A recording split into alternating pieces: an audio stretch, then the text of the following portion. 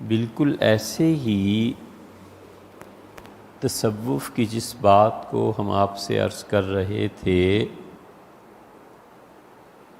یہ تشریعات کی طرح اشارے ہیں۔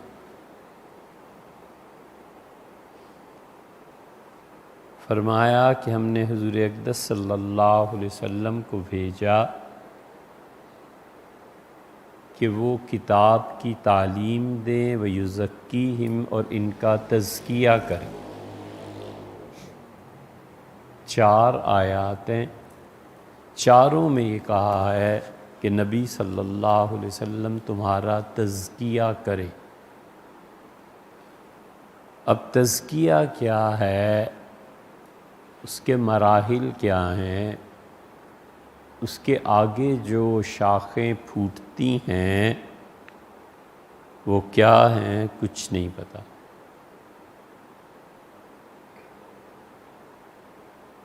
اتنی زبردست بات کی ہے کہ تمہارا نفس ہم نے پیدا کیا، فَأَلْهَمَهَا فُجُورَهَا وَتَقْوَاهَا، 50% اپنی نافرمانی رکھی ہے اور 50% اپنی اطاعت رکھی ہے۔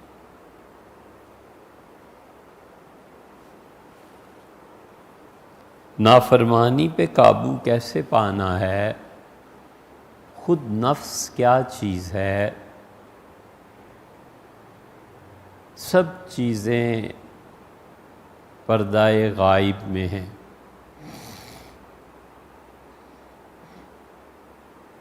قد افلح من تزکا، فلاح پا گیا وہ آدمی جس نے تزکیہ کیا۔ وذکر اسم ربہ فصلی، اور تزکیے کے بعد اپنے پروردگار کا نام لیا اور نماز پڑھی۔ ایک ذکر الہی اور نماز ہے جو تزکیے سے پہلے ہے، اور ایک ذکر الہی اور تزکیہ ہے، ذکر الہی اور نماز ہے جو تزکیے کے بعد ہے۔ ان دونوں میں زمین و آسمان کا فرق ہے، بعد بعید ہے۔ تزکیے کے بعد کی جو نماز ہے اور ذکر الہی ہے، وہ تزکیے کے پہلی 1,00,000 رکعتیں شاید اس ایک رکعت تک نہ پہنچیں۔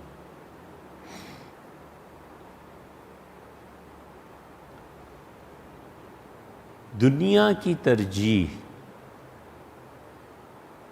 تزکیے سے پہلے کیا ہے اور بعد میں کیا ہے،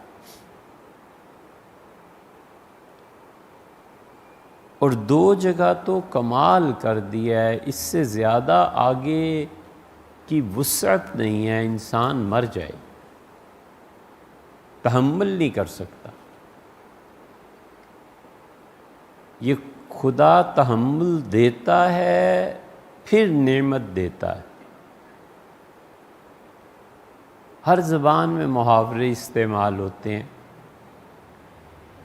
غصے میں آپے سے باہر ہو گئے، اتنا دکھ پہنچا کہ کلیجہ پھٹ جائے،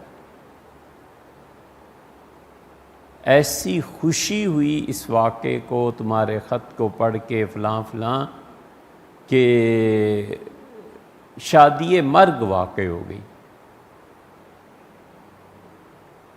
یہ تو اللہ نے رکھ لیا، وگرنہ میں تو اس حادثے میں مر جاتا۔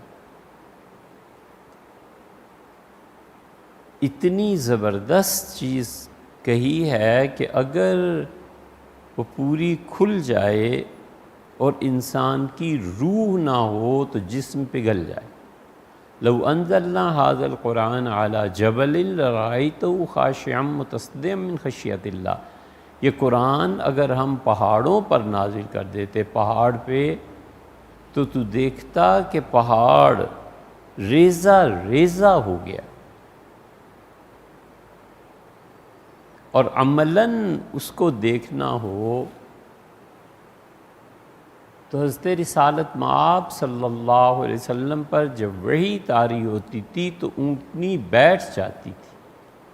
سورہ انعام جب نازل ہوئی ہے تو صحابہ رضی اللہ عنہ کہتے ہیں کہ اونٹنی کی ایک وقت آیا ہڈیاں بجنے لگیں، جیسے ٹوٹ رہی ہیں، کڑکڑانے لگیں، اور پھر اس اونٹنی نے اپنا سر زمین پہ ڈال دیا، عاجز آ گئی، اور رسول اللہ صلی اللہ علیہ وسلم کو ادراک تھا کہ یہ کہیں مر ہی نہ جائے۔ اس اونٹنی سے اٹھے اور زمین پہ تشریف فرما ہوئے، اور زید رضی اللہ عنہ کہتے ہیں کہ اس حالت میں آپ کی چادر کا ایک کونا، چھوٹا سا حصہ میری ران پہ پڑ گیا، تو میں حرکت نہیں کر سکتا تھا بوجہ ادب اور احترام، لیکن مجھے لگتا تھا کہ میری ران کی یہ ہڈی اب ٹوٹی کہ اب ٹوٹی۔ حالانکہ انسانی جسم میں سب سے زیادہ طاقت برداشت کرنے کی صلاحیت رکھتی ہے۔ زید رضی اللہ عنہ کہتے تھے میں نے سوچا اب گئی اب گئی اب گئی، ٹوٹی۔ دو چیزیں ایسی فرمائی ہیں قرآن میں کہ اگر اللہ حوصلہ نہ دے تو مر جائے، اور روح اس کو سمجھتی ہے، اور روح ہی اس میدان میں سفر کرتی ہے۔ یہ جسم تو ایک رضائی ہوتا ہے، اتار کر پھینک دی، اور روح جب اس سفر پہ روانہ ہوتی ہے تو یہ تزکیے کے بعد ہی ہوتا ہے۔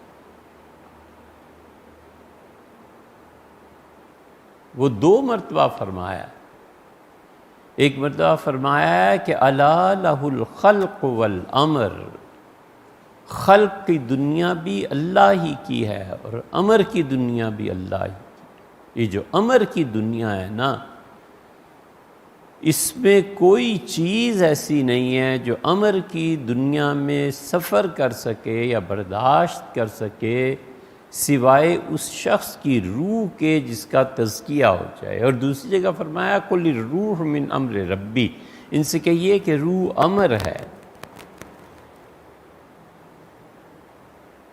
تیسری جگہ کیا فرمایا ہے؟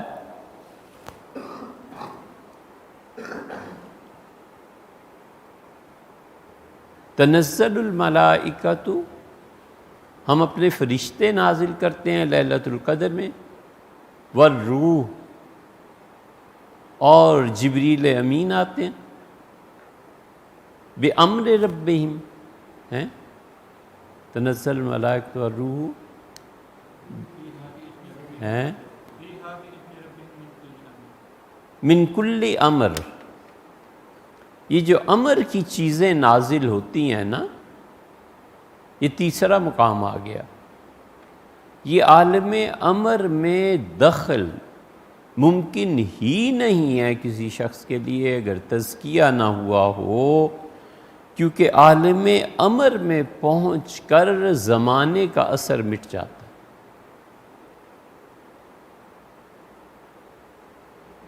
جن کی رسائی عالم امر میں ہو جاتی ہے وہ ٹائم سے نکل جاتے ہیں۔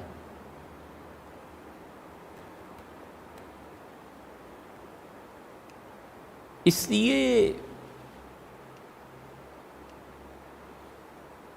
یہ جتنے صوفیہ کی مخالفت کرتے ہیں یہ بچے ہیں، انہیں پتہ ہی نہیں عالم امر چیز کیا ہے، انہیں پتہ ہی نہیں ہے کیا، وہ خلق کو نہیں سمجھ سکے، امر تو بہت دور کی بات۔